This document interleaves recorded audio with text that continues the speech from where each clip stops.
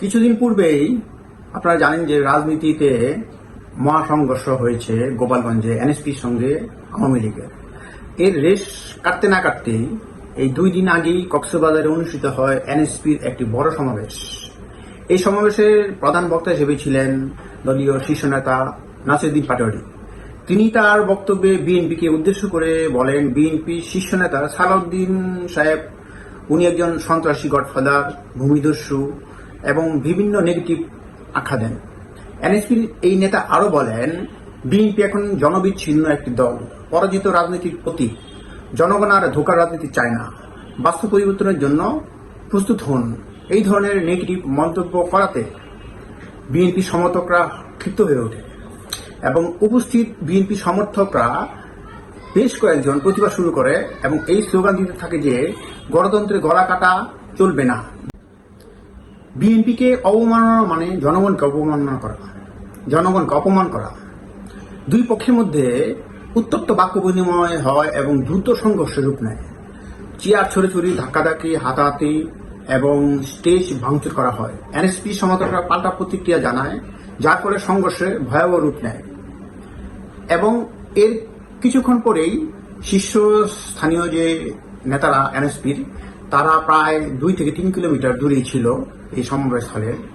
সাজ্জিস আলম, তারপরে নাহিদ আব্দুল্লাহ এবং 12 শীর্ষস্থানীয় যারা নেতা ছিলেন, তারা এখানে আসতে পারে না। এই গণ্ডগোলের জন্য, এই সংঘর্ষের জন্য তারা আর সাহস পায়নি, অন্যদিকে তারা যাত্রা শুরু করে।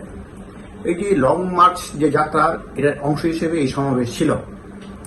পুলিশ ঘটনাস্থলের সাথে সাথেই আপনার উপস্থিত হয় এবং পরিস্থিতি নিয়ন্ত্রণে আনার চেষ্টা করে এবং কিছুক্ষণ পর কাঁদানি গ্যাস ছুড়ে লাঠিচার্জ করে উভয় পক্ষকে ছত্রভঙ্গ করে পুরোটা কন্ট্রোলে নেয় পুলিশ এবং পরবর্তীতে বিভিন্ন আইন শৃঙ্খলা বাহিনী, তারা পুরোটা কন্ট্রোলে নিয়ে নেয়। না হলে আরো হয়তো বা ভয়াবহ রূপ নিত। এই যে আপনার সংঘর্ষ শুরু হলো, প্রথমে আওয়ামী লীগের সঙ্গে হলো, এখন বিএনপির সঙ্গে হচ্ছে। এই সংঘর্ষের পরিণতি কি হলো? এই সংঘর্ষে আহত হয়েছেন 20 জন এবং তার মধ্যে 7 জন হাসপাতালে ভর্তি আছেন এবং পুলিশ 2 দলেরই 12 জনকে আটক করা হয়েছে। পুলিশ উভয় দলেরই অন্তত 12 জনকে আটক করে।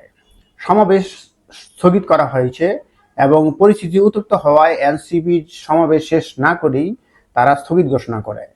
রাজনৈতিক প্রতিক্রিয়া হিসেবে এনএসপির যে নেতা নাসিরউদ্দিন পাটোয়ারী বলেন, আমরা শান্তিপূর্ণ রাজনীতি করি।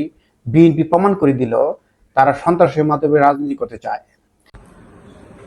জেলা বিএনপির পক্ষ থেকে বলা হয়েছে, নাসিরউদ্দিন পাটোয়ারী আমাদের দলের নেতাকে নিয়ে কটূক্তি করেছেন, আমাদের দলকে নিয়ে, আমাদের যে স্থানীয় নেতাকে নিয়ে মিথ্যাচার এবং উস্কানিমূলক কথা বলেছেন। আমরা এর তীব্র নিন্দা জানাই এবং এই পরিস্থিতিতে উপসংহার হিসেবে বলা হয়, এই ঘটনা স্পষ্ট করে দেয় যে দেশের রাজনীতি সহনশীলতার বড়ই অভাব রয়েছে। বক্তৃতার ভাষা এবং প্রতিক্রিয়ার ধরন উভয় রাজনৈতিক পরিবেশকে উত্তপ্ত করে তুলেছে। এমন ঘটনার পুনরাবৃত্তি এড়াতে রাজনৈতিক দলগুলোর উচিত সংলাপ এবং সহনশীলতার চর্চা করা। যদি আমার এই ভিডিওটি ইনফরমেটিভ মনে হয়, অবশ্যই সাবস্ক্রাইব করুন। সবাইকে ধন্যবাদ, সবার শুভকামনা করছি।